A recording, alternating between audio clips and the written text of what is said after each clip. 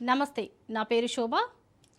తెలుగు రాష్ట్రాల రాజకీయాలను క్షణక్షణం విశ్లేషిస్తూ అధికార ప్రతిపక్ష పార్టీల వ్యూహాలకు అద్దం పట్టే ప్రత్యేక కార్యక్రమం పార్టీ హెడ్ క్వార్టర్స్కు స్వాగతం. రాజకీయ నిర్ణయాల కేంద్ర బిందువు, పార్టీల అసలు పవర్ హబ్ అదే పార్టీ హెడ్ క్వార్టర్స్.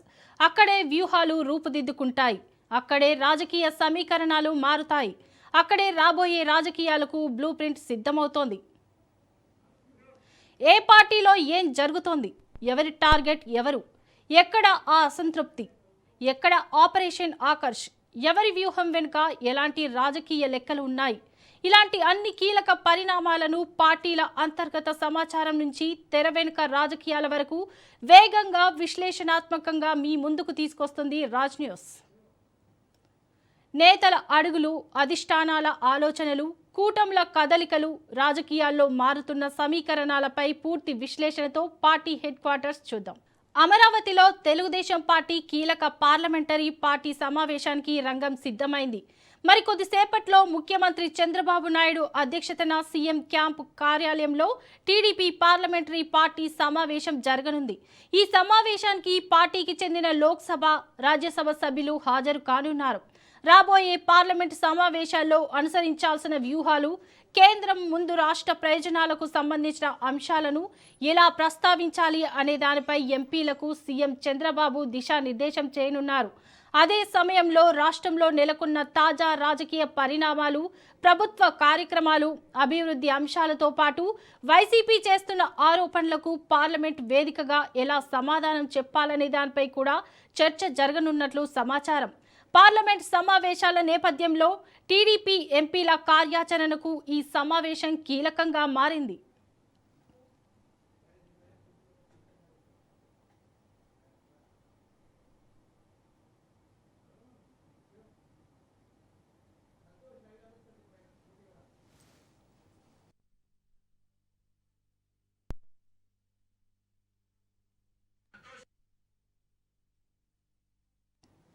ఇక ఇదే అంశంపై మరింత సమాచారం మా ప్రతినిధి సంతోష్ అందిస్తారు.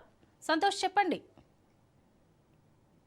ఈ నెల 20 నుంచి పార్లమెంటు వర్షాకాల సమావేశాలు అనేది కూడా ప్రారంభం అవుతున్నటువంటి నేపథ్యంలోనే ఇక ఏపీలో కూటమి ప్రభుత్వం ఉన్నటువంటి నేపథ్యంలోనే ఇక టీడీపీ సైతం కూడా పార్లమెంట్ లో ఎలా వ్యవహరించాలి అన్న దానిపై అయితే కనుక ప్రణాళికలు సిద్ధం చేస్తున్నటువంటి పరిస్థితులు కూడా కనబడతా ఉన్నాయి. ఈ నేపథ్యంలోనే ఉండవల్లి సీఎం క్యాంప్ కార్యాలయంలో చంద్రబాబు నాయుడు అధ్యక్షతన టీడీపీ పార్లమెంటరీ సమావేశం అనేది కూడా మరికొద్ది సేపట్లో జరగనుంది. ఇక ఏ విధంగా ఈ యొక్క పార్లమెంటు సమావేశాల్లో అనుసరించాలి, అదేవిధంగా క్వశ్చన్ అవర్ తో పాటు 0 అవర్ షార్ట్ టర్మ్ చర్చ ఏ విధంగా ఉండాలి, అదేవిధంగా ఏ విధంగా టీడీపీ ఎంపీలు పాల్గొనాలి, దానికి సంబంధించినటువంటి అంశాలపై అయితే కనుక సీఎం చంద్రబాబు నాయుడు దిశానిర్దేశం అనేది చేయనున్నట్టు కూడా తెలుస్తూ ఉంది.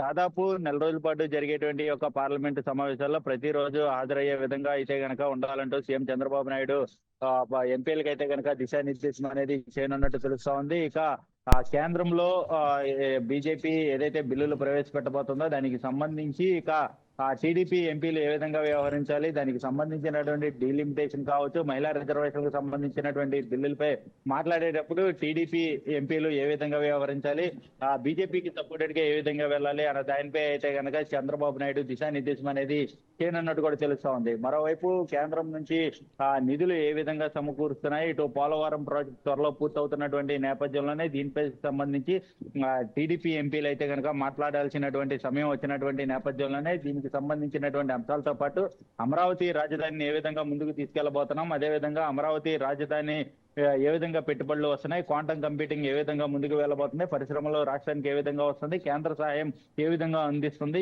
ఇటువంటి అన్ని అంశాలతో పాటు ఏదైతే వైసీపీ పాలనలో రాష్ట్రం ఏ విధంగా వెనక్కి వెళ్ళింది, అదేవిధంగా ఎలాంటి పాలన కొనసాగింది, ఏ విధంగా అమరావతి వెనక్కి వెళ్ళిపోయింది, పోలవరం ప్రాజెక్ట్ ఏ విధంగా వెనక్కి వెళ్ళిపోయింది అన్నటువంటి అంశాలను అయితే కనుక ప్రస్తావించి దేశవ్యాప్తంగా కూడా అందరికీ తెలిసే విధంగా ఉండాలంటూ కూడా చంద్రబాబు నాయుడు పార్లమెంటరీ సమావేశంలో అయితే కనుక ప్రస్తావించనున్నట్టు కూడా తెలుస్తా ఉంది. మరోవైపు రాష్ట్రంలో వైసీపీ వైఖరి ఏ విధంగా ఉంది, శాంతి భద్రతలను విఘాతం కల్పించే విధంగా ఏ విధంగా ముందడుగు వేస్తుంది, ఇటువంటి అన్ని అంశాలను తిప్పుకొట్టేందుకు వైసీపీకి గుణపాఠం చెప్పేందుకు కూడా ఈ యొక్క పార్లమెంటు సమావేశాలు వినియోగించుకోవాలంటూ కూడా సీఎం చంద్రబాబు నాయుడు అయితే పార్లమెంటరీ పార్టీ సమావేశంలో అయితే కనుక ప్రస్తావించనున్నట్టు కూడా తెలుస్తూ ఉంది. మరోవైపు రాజ్యసభలో సైతం కూడా ఇటు టీడీపీ ఎంపీలు ఉన్నటువంటి నేపథ్యంలోనే ఇక పెద్దల సభలో ఏ విధంగా వ్యవహరించాలి అన్న దానిపై అయితే కనుక సీఎం చంద్రబాబు నాయుడు అయితే దిశానిర్దేశం అనేది చేయనున్నట్టు తెలుస్తోంది. ప్రధానంగా బిల్లులు ఇటు లోక్సభ నుంచి రాజ్యసభకు వచ్చిన అనంతరం కూడా రాజ్యసభలో వ్యవహరించాల్సినటువంటి పనితీరుపై కూడా ఇటు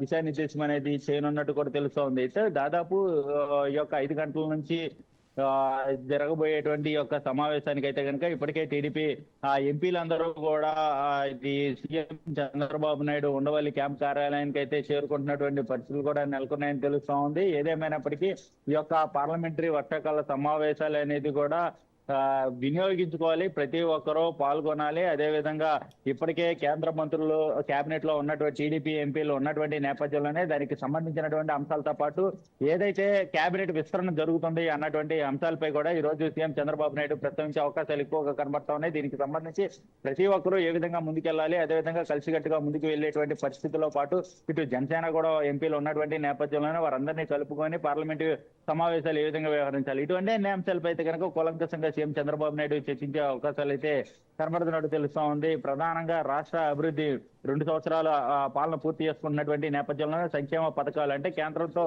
ముడిపడినటువంటి రాష్ట్రానికి సంబంధించినటువంటి పథకాలు ఏ విధంగా అమలు చేస్తున్నాం, అదేవిధంగా కేంద్రం నుంచి వచ్చేటువంటి నిధులు ఏ విధంగా మనం వినియోగిస్తున్నాము, రాష్ట్రానికి సంబంధించినటువంటి అభివృద్ధిలో ఏ విధంగా పాల్గొంటున్నాము అన్నటువంటి అంశాలు అయితే కనుక పూర్తి స్థాయిలో ఈ యొక్క పార్లమెంట్ వేదికగా అయితే వినియోగించాలి అంటూ కూడా ఇటు సీఎం చంద్రబాబు నాయుడు ఎంపీలకి అయితే కనుక దిశానిర్దేశం అయితే చేయనున్నట్టు తెలుస్తా ఉంది. Right, thank you Santosh.